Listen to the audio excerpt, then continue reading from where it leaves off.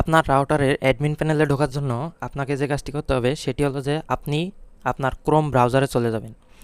Chrome ব্রাউজারে চলে যাওয়ার পর আপনার রাউটারের পিছনে যে আইপি অ্যাড্রেসটি রয়েছে সেই আইপি অ্যাড্রেসটি এখানে টাইপ করবেন।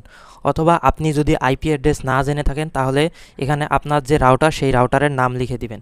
তো যেহেতু আমার এখানে টিপি লিঙ্ক রাউটার, এখানে লিখে দিই আমি টিপি লিঙ্ক অ্যাডমিন।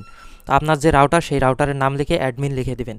দেওয়ার পর এখানে প্রথমে যে ওয়েবসাইটটি আসবে সেই ওয়েবসাইটে আপনি ক্লিক করবেন। তো ক্লিক করার পর এখানে দেখতে পাবেন দুইটি আইপি অ্যাড্রেস রয়েছে, সেই দুটি আইপি অ্যাড্রেসে আপনি ক্লিক করবেন। তো আমি এই দ্বিতীয় আইপি অ্যাড্রেসটিতে ক্লিক করছি। তো এখান থেকে এখানে আমার রাউটারের যে অ্যাডমিন পাসওয়ার্ড আছে সেই অ্যাডমিন পাসওয়ার্ড কিন্তু চাচ্ছে। তো এখান থেকে আমি আমার রাউটারের অ্যাডমিন পাসওয়ার্ড দিয়ে দেই। তারপর এখান থেকে লগ ইন অপশনে জাস্ট ক্লিক করে দেবেন। তো এখানে অ্যাডমিন পাসওয়ার্ড কিন্তু আমি আগে থেকে চেঞ্জ করছি, এই জন্য কিন্তু এটা অ্যাডমিন পাসওয়ার্ড আমার। কিন্তু আপনাদের ক্ষেত্রে অ্যাডমিন পাসওয়ার্ডটা আসবে অ্যাডমিন অ্যান্ড অ্যাডমিন, অথবা দেখতে পাবেন যে আপনার রাউটারের পিছনে কিন্তু সেই অ্যাডমিন পাসওয়ার্ডটি দিয়ে দেওয়া রয়েছে। কারো ক্ষেত্রে ইউজার অ্যান্ড ইউজার থাকে এবং কারো ক্ষেত্রে অ্যাডমিন অ্যান্ড অ্যাডমিন থাকে।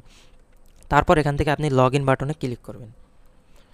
তো লগ ইন বাটনে ক্লিক করার সাথে সাথে কিন্তু দেখুন আমার রাউটারের যে অ্যাডমিন প্যানেল সেই অ্যাডমিন প্যানেলে আমি চলে আসছি। তো দেখুন এখান থেকে কিন্তু 6টি ডিভাইস কানেক্ট রয়েছে, এখান থেকে আমি এই ডিভাইসগুলো দেখতে পাবো। তো দেখুন এই ডিভাইসগুলো কিন্তু আমার এখান থেকে কানেক্ট রয়েছে। বর্তমানে কিন্তু এই যে যেগুলো অনলাইনে রয়েছে সেগুলোর মধ্যে কিন্তু এই যে সবুজ একটা করে ফোটা দেখা যাচ্ছে, এগুলো কিন্তু অনলাইনে রয়েছে।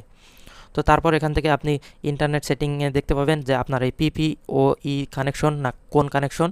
তারপর এখান থেকে ওয়্যারলেস সেটিংয়ে গেলে আপনার যে এই যে এসএসআইডিগুলো রয়েছে এগুলো শো করবে। আপনি চাইলে এখান থেকে এসএসআইডি হাইটও করে রাখতে পারেন।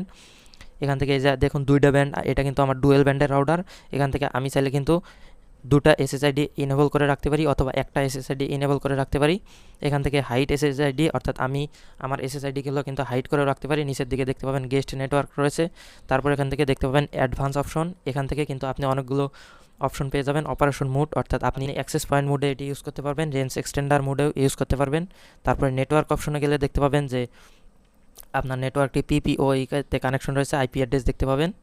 এখান থেকে ইন্টারনেট অপশনে গেলে অপশন রয়েছে, এটির মাধ্যমে কিন্তু আপনি আপনার যে রাউটার রয়েছে সেটি ম্যাক ক্লোন করে রাখতে পারেন, অর্থাৎ আপনার পাসওয়ার্ড জানার পরও কিন্তু কেউ আপনার ইন্টারনেট ইউজ করতে পারবে না এখানে যদি আপনি তার মোবাইলের ম্যাক অ্যাড্রেস না বসান।